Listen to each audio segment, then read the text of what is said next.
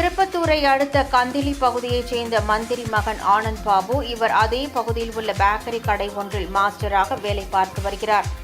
இந்நிலையில் நேற்றிரவு ஆனந்த் பாபு நேரமானதால் கடையை மூடியுள்ளார். அப்போது அதே பகுதியைச் சேர்ந்த 2 இளைஞர்கள் கடையில் தின்பண்டங்கள் கேட்டுள்ளனர். கடையை மீண்டும் திறக்க முடியாது என்று ஆனந்த் பாபு கூறியுள்ளார். இதனால் ஆத்திரமடைந்த 2 இளைஞர்களும் ஆபாச வார்த்தைகளால் திட்டி பேக்கரி மாஸ்டரை தாக்கிவிட்டு தப்பி ஓடியதாக கூறப்படுகிறது.